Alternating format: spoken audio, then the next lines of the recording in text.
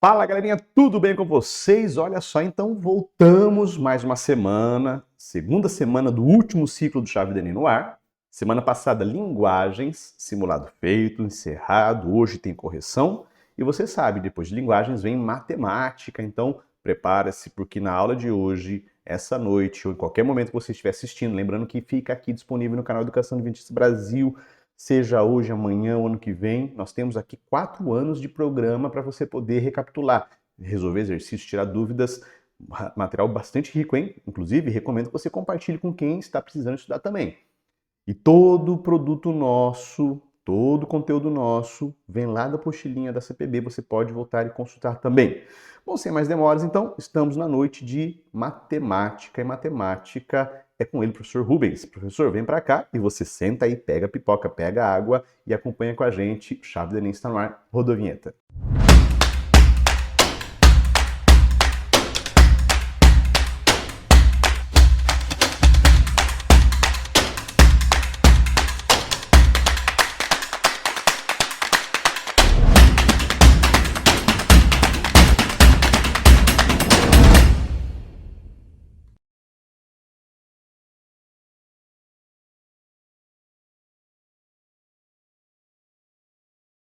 Olá, meu querido aluno, tudo bem com você?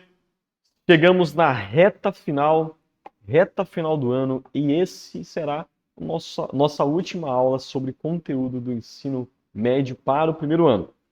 Então, assim, fique muito à vontade, chama teus amigos, chama tua vizinha, teu cachorro, tua mãe, teu pai, o papagaio, chama todo mundo, até teu gato que está aí olhando para você com aquela cara de que não quer nada, chama ele, coloca tuas coisas em cima da tua mesa e vamos começar a nossa aula. Porque essa é a última aula e tem que terminar com chave de ouro, com toda a alegria do teu coração. Preparado?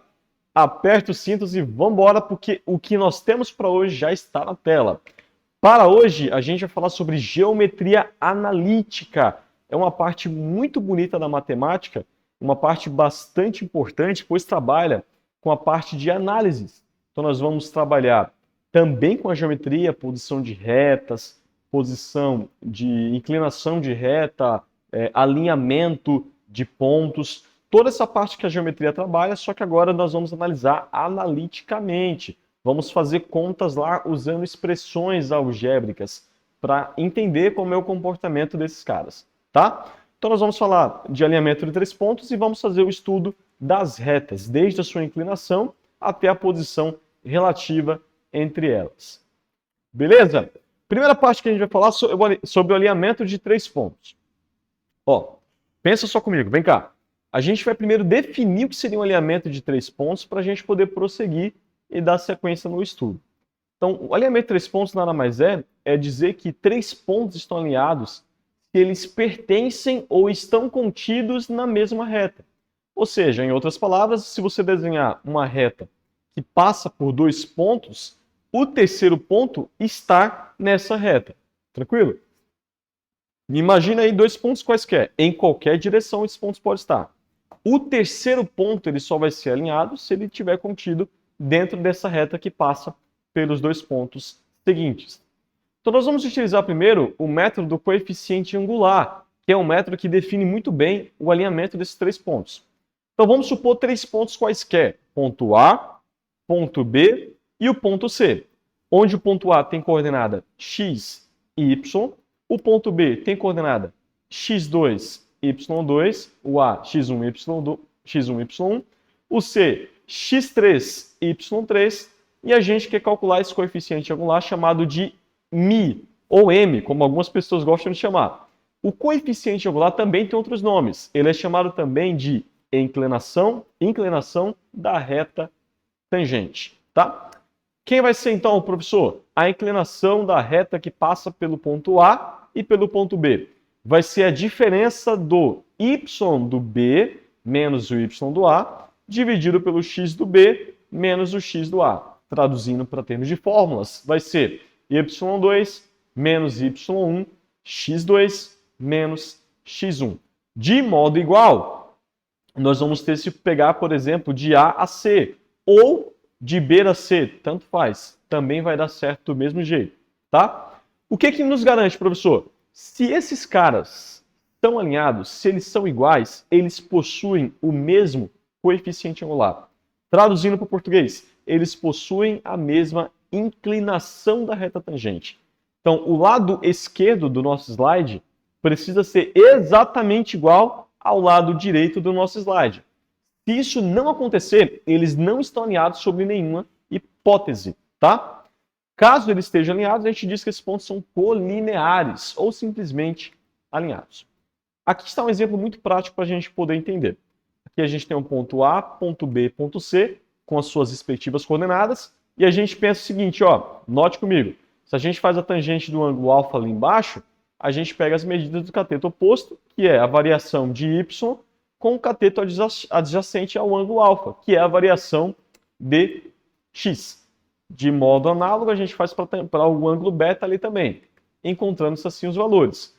Estes caras só estarão na mesma reta se esses dois coeficientes estão alinhados, o que faz total sentido, uma vez que, para estar na mesma reta, precisa ter a mesma inclinação em relação ao chão, em relação ao x. Beleza, meus queridos amigos? Então, para esses pontos, a gente diz que eles são colineares. Existem várias formas de a gente trabalhar isso. Você pode chamar de pontos alinhados, pontos colineares, pontos na mesma reta. Tanto faz. O termo é igual para qualquer um desses três caras, três situações. Vamos lá para o nosso exemplo prático? Verifique se o ponto A, B e C estão alinhados. Vou dar um tempinho para você dar uma pausa nesse vídeo e tentar fazer as continhas aí, tá? 1, 2, 3, pausou. 1, 2, 3, voltou. Muito bem. Pausa para a água agora para dar aquela hidratação maneira, bacana, enquanto você pensa e raciocina um pouquinho mais aí.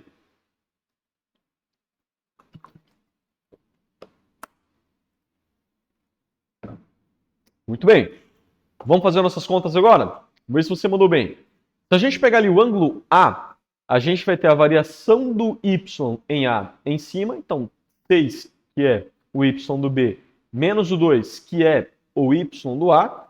Isso vai dar 4. E a variação do x na parte de baixo, que é 3 menos 1, 2. Fazendo a divisão, dá 2 também. Agora, analisando do A e ao C, a gente tem 10 menos 2, 5 menos 1. Fazendo a divisão, também fica 2. Ou seja, o coeficiente angular do M de AB e o coeficiente angular que vai de A a C é o mesmo, tá? Desta forma, a gente tem aí a nossa solução. Eles são alinhados. Exemplo 2. Verifique se os pontos A, B e C são colineares nos casos a seguir. Então, a gente tem ali 3 pontos. O ponto A, menos 1 e 2. Ponto B, 2 e 1 meio. Ponto C, 3 e menos 3. Fazendo as nossas contas ali, a gente vai pegar a variação do x, a variação do y em cima e a variação do x embaixo. A gente obtém que menos 1 meio é diferente de 7 meios. Ou seja, não pode ser colinear. Ok? Não dá para ser colinear. Eles estão dando resultados diferentes. Um é menos 1 meio e o outro é 7 meios. Ou seja, não é colinear. Então a gente acabou de ver dois exemplos importantes. O exemplo quando você trabalha com ângulos colineares e o exemplo quando você trabalha com ângulos não colineares. Existe um segundo método chamado o uso do determinante. Esse método só serve se você conhece matriz e se você conhece fazer o determinante. Então pensa comigo o seguinte, você tem lá a sua matriz com dois pontos conhecidos e você quer achar o valor desses caras. Como é que a gente faz? Usando o exemplo anterior. Então verifique se o ponto A, 1 e 2, e B, 3 e 6, e C, 5 e 10, são colineares. Para que eles sejam colineares, esse determinante tem que ser igual a 0, tá? Nesse caso, a gente encontra facilmente ali também, fazendo as nossas contas. Aplicando o determinante, a gente encontra que só pode ser 0, logo, estão alinhados, utilizando a noção de determinantes. Tá bom? Exemplo 2. Dados os pontos A, 1 e menos 2, B, 4 e 4, qual a condição para que o ponto C, x e y, pertença à reta que passa por A e por B? Tempo na tela enquanto a gente bebe aquela aguinha e dá aquela refrescada maravilhosa. Vou perguntar à minha produção. Produção, estamos em quanto tempo, produção? Produção, nos ajude aqui, produção, acerca do nosso tempo. Muito obrigado. Estamos em... Maravilha! Valeu, produção. Vamos lá. A gente quer saber se qual é a condição para que o ponto C, genérico XY, pertença à reta que passa por esses dois pontos acima. O que a gente pode fazer? Vamos lá. Bem simples, ó. Você vai aplicar a condição de alinhamento, que é aquela condição onde a gente pega os dois lados iguais e a gente aplica a fórmula. Aplicando a fórmula, você vai fazer extremos por meios, que é a multiplicação cruzada. Fazendo a multiplicação cruzada, a gente fica com 2 igual a y menos 4 dividido por x menos 4. Só que aí você pode fazer também essa multiplicação. Então, multiplicando ali, a gente fica com 2x menos y menos 4, igual a 0. Já que eles são colineares, esse valor tem que ser 0. Você mandou tudo para o primeiro membro. Aí a gente tem o seguinte, que esta é a condição de existência. Para que eles sejam alinhados, esse ponto ele precisa pertencer a essa reta, que é a reta 2x menos y menos 4. Ok, nós vamos ver agora o estudo da reta, e aí a gente vai ver algumas partes importantes do estudo da reta. Entre eles, o estudo da equação geral da reta, que é um estudo muito importante. Agora a gente vai saber analisar como é que a gente calcula a reta para casos onde só temos dois pontos, para casos onde a gente só tem um ponto e um ângulo e o coeficiente angular conhecido, ou para casos que a gente quer descobrir a equação reduzida dessa reta, tá? Vamos lá. Vou começar com um exemplo bem prático. Então a gente vai pegar ali o ponto A formado por 10 e 5, que é o ponto. O ponto B formado por 20 e 30, que são as nossas coordenadas. E o ponto C formado por x e y. E aí a gente quer descobrir qual é a equação que passa por esses caras, por esses três caras. Muito bem, a gente vai aplicar a nossa fórmula de novo, aquela fórmula lá do início da condição de alinhamento de dois pontos, ok? Substituindo na fórmula os valores, a gente conta aqui 30 menos 5 dividido por 20 menos 10 é igual a y menos 30, x menos 20, ok? Fazendo as nossas contas, a gente fica com 25, e aí a gente vai ter 30 menos 5, 25, 20 menos 10, 10, e a gente multiplica cruzado. Multiplicando cruzado, 25 vezes x menos 20 de um lado, e 10 vezes y menos 30 do outro lado. Aplico a distributiva nos dois lados, e a gente deixa todo mundo de um lado só. Então, deixando todo mundo de um lado só, fica menos 25x mais 10y mais 200 igual a 0. Note que todos os termos, 25x, 10y e 200, eles são múltiplos de 5. Então, divide todo mundo por 5 e encontra o valor. Menos 5x mais 2y mais 40 igual a 0. Essa é a nossa equação da reta. E essa forma de escrever x primeiro, depois o y, depois o 40, é o que caracteriza a equação geral da reta. Então, toda vez que você vê uma questão que ela vai pedir para você, me dê a equação geral da reta. Normalmente, ela quer saber ela quer que você escreva nessa sequência um número com x mais um número com y mais um número com um termo independente de nenhuma letra, tá? Então a gente escreve que essa é a reta da nossa equação que passa por esses dois pontos e um terceiro ponto desconhecido. Muito bem. Então qual é a definição geral, professor? A definição geral vai ser um coeficiente A multiplicado pela variável x mais um coeficiente B multiplicado pela variável y mais um termo independente que a gente vai chamar de C. Tudo isso somado tem que ser igual a 0. Onde o A é a variação de do y do primeiro com y do segundo. Então, y do A menos y do B. O B vai ser a variação do x E o C é a variação, essa diferença entre o produto do x do A pelo y do B, tá? Só fazer essa distributiva aí e chega nesse valor que a gente tanto almeja. Inclinação da reta tangente. A gente já comentou um pouco, mas vamos agora se aprofundar mais nessa parte, porque os termos eles podem vir de variados, tá? Então note comigo o seguinte, se a gente pegar ali o ponto que vai de B a C, o segmento de reta que vai de B a C e o segmento de reta que vai de C a D, ambos têm o mesmo ângulo alfa. Então eles têm a mesma inclinação, como a gente viu. Se a gente pegar um exemplo aqui, a gente vai pegar ali, né? O que vai de D a C, que é 3 e menos 1 em Y, e 2 e menos 1 em X. Então a gente tem a inclinação de 2, de 2 unidades de inclinação. Se a gente pega o Y do B com o Y do C, a gente também tem inclinação de 2. Então nesse caso a gente fala que esse coeficiente angular, ele possui a inclinação da reta tangente, tá? É só uma fórmula à parte para aquilo que a gente já tinha comentado anteriormente. E aí tem umas dicas legais para você. Ó, se o meu coeficiente for maior que zero, a reta sobe da esquerda para a direita. Se o meu coeficiente m for menor do que zero, a reta desce da esquerda para a direita.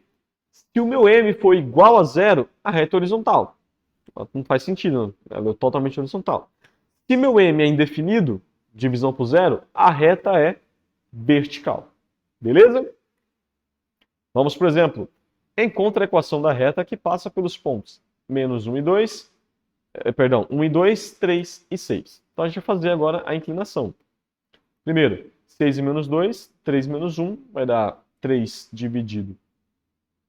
4 dividido por 2, 2, essa é a inclinação, tá?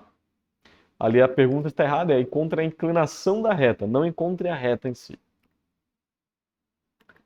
Vamos para o nosso exemplo 2. Encontrar a inclinação da reta que passa pelos pontos A e B. Só aplicar na fórmula. Nós queremos a inclinação que passa por esses dois caras. Você vai pegar o 2, que é o y do B, menos o 5, que é o y do A, e vai dividir pela variação do x. O B primeiro, depois o do y. Note que ele vai ficar com menos 1. Menos 1 tem que fazer o jogo de sinal. Menos com menos fica mais. 2 mais 1, 3. Menos 3 dividido por 3, óbvio que dá menos 1. Equação reduzida da reta. Olha só, vou até chegar mais perto para vocês entenderem. Equação reduzida da reta, ela nada mais é do que você pegar a equação geral da reta e isolar o valor de y. Não tem segredo, meu querido jovem. Você vai pegar a reta geral, a equação geral dessa reta, vai isolar o valor dela, o valor do y dela, e vai achar a equação reduzida da reta. E agora vem um papo interessantíssimo para você. Presta atenção. Esse m, o m que você acabou de encontrar, que é o coeficiente angular, ele é justamente o valor que toca em... É justamente o valor da inclinação da reta. Então, mx é o número que acompanha o valor do x. E esse cara que acompanha o valor do x é a inclinação da reta tangente, é o coeficiente angular. E o b é o que nós chamamos de coeficiente linear, tá? É o que toca, é o que intercepta com o eixo y. Tem uma outra fórmula que é bem interessante, que é quando a gente tem um ponto conhecido e o seu coeficiente angular. Essa é a fórmula que a gente utiliza. Ela é y, genérico, qualquer, menos o y no ponto que você conhece. Ela tem que ser igual à inclinação da reta que você está conhecendo, multiplicado pelo x genérico qualquer, menos o x do ponto conhecido. Você vai colocar cada valor desse na equação, na fórmula, e vai determinar a equação reduzida dessa reta. Olha o nosso exemplo. Obtém a equação da reta que passa pelos pontos A, menos 3 e 1, e pelo ponto a linha simétrica em relação à origem. Se A é simétrico em relação à origem, então A, em relação à origem, possui as coordenadas inversas. Se é menos 3 e 1, a linha vai ser 3 e menos 1. Então a gente aplica essa variação. Primeiro, vamos fazer o coeficiente angular. Fazendo o coeficiente angular, que é menos 1, vai ficar menos 2. 3 mais 3, 6. Então o coeficiente é menos 1/3. E aí você já tem um ponto conhecido. Quem é esse ponto, professor? É o ponto A. Você vai aplicar y do ponto A lá na fórmula, coloca 1. X do ponto A, você vai colocar do outro lado e vai aplicar a fórmula para achar a equação geral da reta. Retas paralelas, professor, não tem segredo. Observe a imagem. Nós vamos dizer que duas retas é paralelas quando possui a mesma inclinação ou o mesmo valor de abertura. O coeficiente angular da reta R tem que ser exatamente igual ao coeficiente angular da reta S. E a gente tem um exemplo bem prático aqui. Considere o ponto A, 2 e menos 1, e a reta esta que nos dá 2x mais 3y mais 9 igual a 0. Obtenha a equação geral e a equação reduzida da reta S, que passa pelo ponto A e é paralela à reta R. Várias informações, mas fácil resolução. Presta atenção. Primeiro a gente vai achar a equação reduzida da reta R para poder encontrar quem é o coeficiente angular da reta R. Fazendo a equação reduzida, que é só isolar o y, a gente vê ali que menos 2/3 é o valor que acompanha o x. Esse cara é a inclinação da reta. Então, a inclinação da reta R é menos 2/3. Agora a gente quer achar quem é esse cara. Para que a reta R seja paralela a R, o coeficiente da S tem que ser igual ao coeficiente da R. Ou seja, o coeficiente de S tem que ser menos 2/3. Só que a gente agora já tem o coeficiente de uma e já tem um ponto. É só aplicar na nossa fórmula e ser feliz. Aplicando, a gente encontra a equação da reta geral, que é 2x mais 3y menos 1 igual a 0. E a gente pode fazer agora, basta isolar o y e achar o valor da equação reduzida. Note que ambas as inclinações são iguais, menos 2/3. Retas coincidentes, professor. A gente vai dizer que duas retas são coincidentes quando elas possuem o mesmo coeficiente angular e o mesmo coeficiente linear. Como seria isso, professor? Seria basicamente duas retas que estão sobrepostas, uma em cima da outra. Tá bom? Retas concorrentes, elas possuem coeficiente angular diferente, que é óbvio, e elas vão se tocar em um único ponto. Retas perpendiculares, elas vão ter angulações diferentes, vão se tocar em um ponto, mas este ponto, quando você observa, ele forma um ângulo de 90 graus. E aí o que é que me diz, professor? Me diz que se um coeficiente angular de uma é S, o da outra vai ser o inverso. Então vai ser menos 1 sobre o coeficiente angular da outra. Ou simplesmente, se você multiplicar o coeficiente angular da R pelo coeficiente angular da S, tem que dar menos 1, obrigatoriamente. Vamos lá para o nosso exercício. Encontre o ponto de interseção para as duas retas abaixo. Como é que a gente faz isso? Primeiro você vai igualar, porque se é um ponto de intersecção, é um ponto em comum entre as duas. Então você vai fazer 2x mais 1 igual a menos x mais 4, vai isolar quem tem x de um lado com quem é número do outro e vai achar o valor. Y igual a 2 vezes 1 mais 1 igual a 3. A intersecção é justamente o termo x em 1, y em 3. Primeira parte ali você acha o x, na segunda parte você pega o x, joga na equação e acha esse nosso querido ponto de intersecção. Meu querido aluno, chegamos ao final. Foi um prazer estar aqui com vocês ao longo desse ano. Foi muito bom poder compartilhar um pouco do nosso conhecimento matemático para a vida de vocês. Espero que vocês mandem super bem no simulado que vai vir. Nos vemos no nosso último encontro na resolução de exercícios. É isso, que Deus te abençoe e tchau!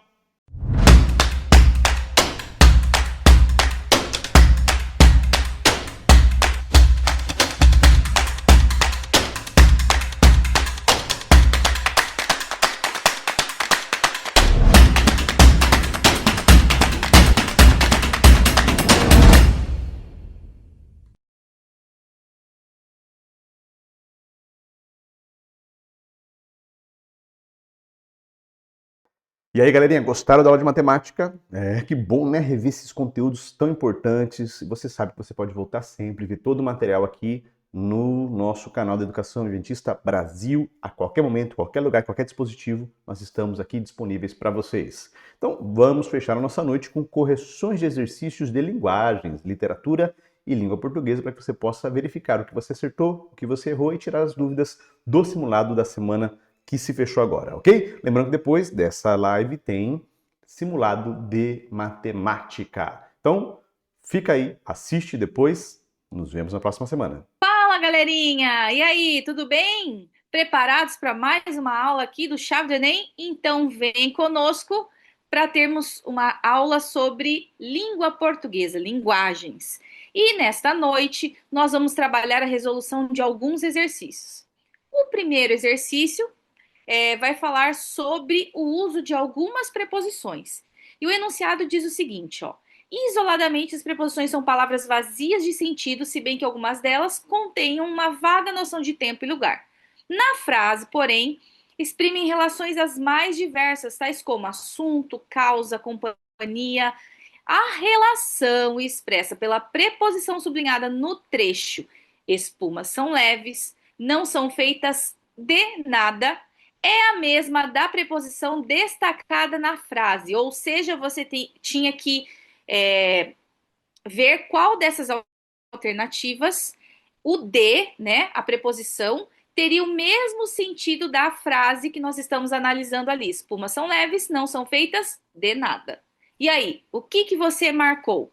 Se você colocou a opção D, você acertou. Mas vamos entender por quê, né? Olha, a rede estava presa nas colunas de madeira da varanda. Tanto ali não são feitas de nada quanto de madeira indicam do que aquilo é feito, certo? Agora, na letra A, por exemplo, ao longe era possível avistar a casa de Joana. Esse de Joana dá a ideia de propriedade, de quem era a casa. Não tem o mesmo sentido. Letra B, certamente não suspeita de que um desconhecido o admira. Não tem sentido ali também do que é feito alguma coisa. Nem na letra C e nem na letra E. Então, por isso, a resposta correta é a alternativa D. Beleza? Espero que você tenha acertado. Vamos para a nossa segunda questão?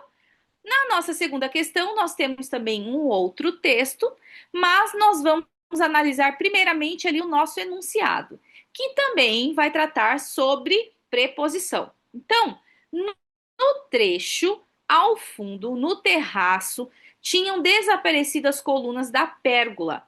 A preposição presente no termo sublinhado encontra o mesmo emprego quanto à relação de sentido na preposição presente no termo sublinhado na sentença de qual alternativa?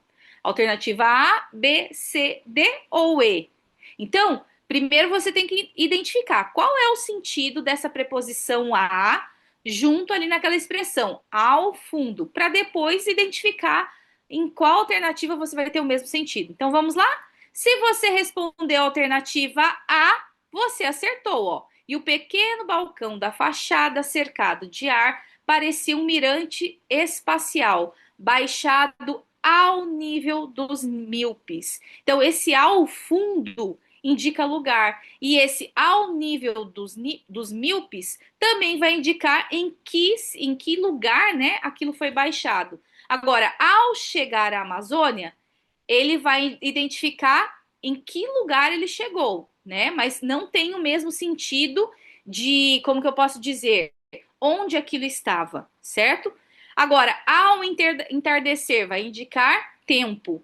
Foi ao tribunal, é para onde ele está indo, né? Onde ele foi, na verdade.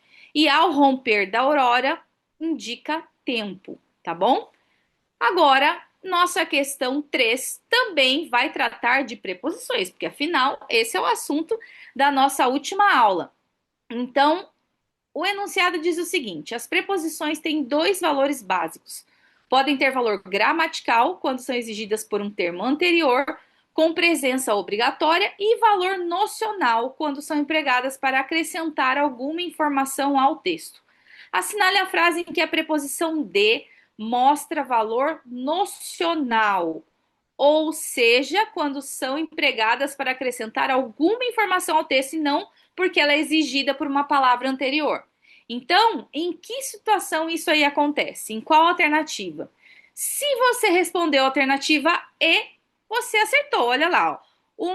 O maior homem do mundo é aquele que não perde seu coração de criança. Esse de criança é como se fosse uma especificação do coração.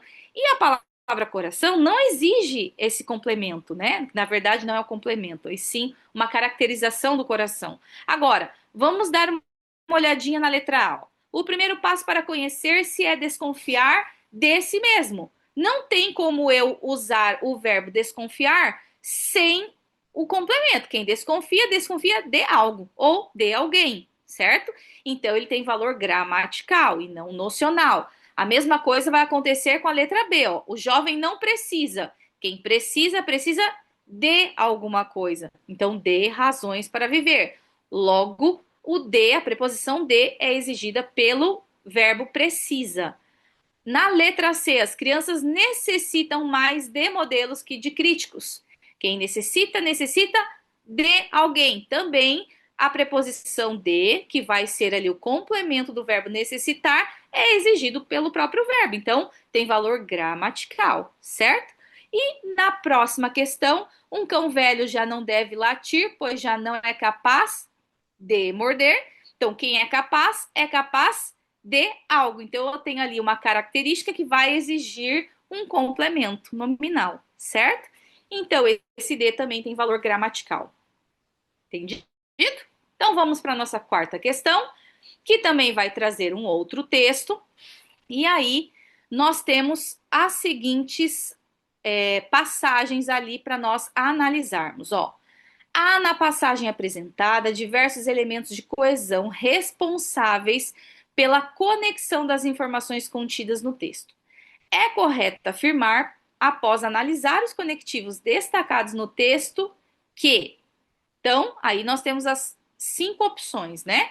Como é conjunção e expressa a relação de causa, podendo ser substituída por conforme, por é preposição e expressa a relação de consequência e assim por diante. Mas vamos à nossa resposta. Se você marcou a alternativa E, você acertou. Mas por quê, né? Vamos entender ali, ó. O para, na alternativa 5, é preposição e expressa finalidade, podendo ser substituída por a fim de. Então, aqui nós temos um exemplo de uma questão que vai envolver ali as conjunções ou as locuções conjuntivas, certo? O para, ele tem essa função de indicar finalidade. E outra expressão que também indica finalidade seria o a fim de. Então, tá tudo certo, tá? E se você voltar lá no texto, ó, na parte 5, né? Olha lá. Tinha que contar com a solidariedade de um vizinho para garantir o cortado da mesa. Como se dissesse, a fim de garantir o cortado da mesa, certo? Então, tudo certo. Agora, olha na letra A. Como é conjunção, beleza? Até aqui, tudo certo. E expressa relação de causa. Bom, dependendo do contexto, como pode ter relação de causa, sim. Mas olha a informação que vem em seguida. Podendo ser substituída por conforme. Bom, então aqui a gente já tem um problema. Não precisava nem ler o texto. Porque se ele tem sentido de causa, o conforme dá a ideia de conformidade. Então, já não batem aí as duas informações. Então, elimina a letra A. Letra B. Por é preposição e expressa relação de consequência, podendo ser substituída por causa de. Então, vamos ver isso lá na parte 2 ali, ó. Agora, mais que antes, seguimos quase todos os dias para os rios. Não, é um pouquinho antes, né? É a 2. Aqui, ó. Com a seca veio o medo de que nos mandassem embora por falta de trabalho, tá? Então, esse por falta de trabalho, como tá dizendo ali, expressa relação de consequência. Será que é consequência mesmo? Não, né? Não, até que pode até ter ideia de consequência, mas olha só, quando eu digo se substituir por causa de, aí agora por causa de não tem ideia de consequência, e sim de causa. Então, de novo, ó, uma ideia que é desencontrada do começo da sentença com a parte final da sentença. Então, também não tem como estar certa. Alternativa C, para é preposição e expressa a ideia de origem, podendo ser substituída por de. Então, será que isso aqui está certo? Vamos lá ver a parte 3. Ó, agora, mais que antes, seguimos quase todos os dias para os rios para pescar. Aqui eu posso colocar o de? Seguimos quase todos os dias de os rios para pescar? Não, tá errada, né? E a alternativa D, o que é um pronome e retoma o substantivo o cacto, podendo ser substituído por cujo. Aqui, se você estudou um pouquinho de gramática, você também já vai ver que não precisa nem voltar para a leitura do texto. Por quê? O cujo também é um pronome, mas ele tem sentido de posse. Ele vai sempre dar ideia de posse. Já o que ele não tem ideia de posse, tá? Ele só vai substituir o termo antecedente, então também não tem como estar certa. E a nossa última questão de hoje vai trazer esse texto de Carlos Drummond de Andrade. O mundo é grande, cabe nesta janela sobre o mar. O mar é grande, cabe na cama e no colchão de amar. O amor é grande, cabe no breve espaço de beijar. E aí, de novo, vai ser trabalhado ali o sentido da conjunção nesse poema, certo? Então, nesse poema, o poeta realizou uma opção estilística, a reiteração de determinadas construções e expressões linguísticas, como o uso da mesma conjunção para estabelecer a relação entre as frases. Essa conjunção estabelece entre as ideias relacionadas um sentido de. Qual que é a conjunção ali que se repete? O e, né? Ó, o mundo é grande e cabe nessa janela sobre o mar. O mar é grande e cabe na cama e no colchão de amar. E assim continua, certo? Bom, e agora? Qual que é o sentido expresso por essa conjunção? Vamos lá? Se você marcou a opção A, você acertou o sentido de oposição. E aí você pode pensar assim, professora, como assim oposição? Pois é, normalmente o E dá sentido de adição, mas em algumas circunstâncias ele também pode dar a ideia de oposição, tá? Não teria como ser comparação, nem conclusão, nem alternância, nem finalidade. Agora vamos tentar ler aquilo com uma conjunção que dá a ideia de oposição para ver se é isso mesmo? Olha lá, ó. O mundo é grande, mas cabe nesta janela sobre o mar. O sentido permanece o mesmo, tá vendo? Então, é porque realmente a ideia é de oposição. Então, eu espero que você tenha aprendido bastante com esses exercícios e arrase aí no seu vestibular, no Enem e até a nossa próxima aula.